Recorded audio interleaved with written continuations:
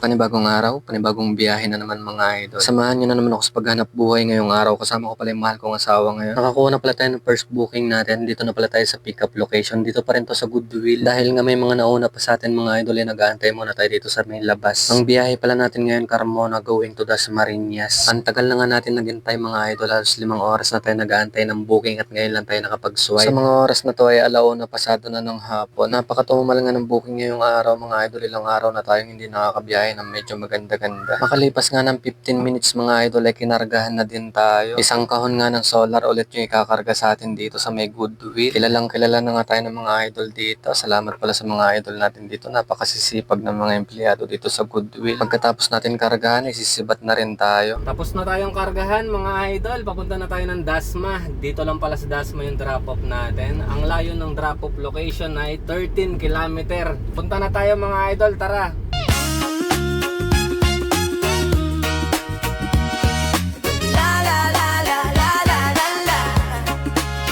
Dami kong pinagdaanan at hindi yung madali. Pero kahit na ganun ay mas pinili ko pa rin ang umiti. Kasi napakaikli lang din naman ang buhay. Ang bilis na sandali, yeah. Mas mabuti na sulitin ang saya imbes na puro pigate. Kasi ganyan lang ang buhay. Huwag mainipin kung ano ang parating. Huwag masyadong isipin. May mangyayari mang mali, lakang dapat sisihin. Paano ka magbabawi? Yun ang dapat isipin.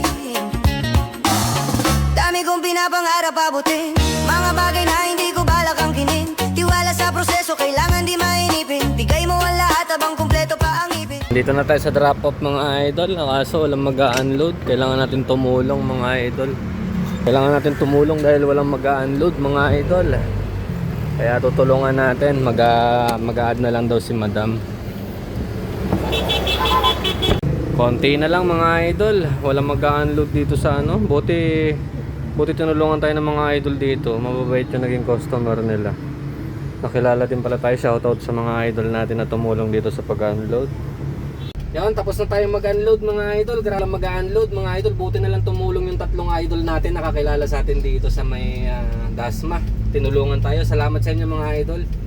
Grabe yung yung cost naging client natin dito mga idol sa drop-off. Ang hirap magbayad. Ang tagal. Naghintay pa ako ng mga 30 minutes bago i-Gcash na lang daw mga idol. I-Gcash na lang daw. May biglaang arkila pala tayo ngayon mga idol. Lipat gamit. Yung sa tropa ko kay Richard Labrador sa kapatid niya. Pupuntahan na natin ngayon mga idol. Dito lang ang pick up sa Manggahan dito sa may Gentry.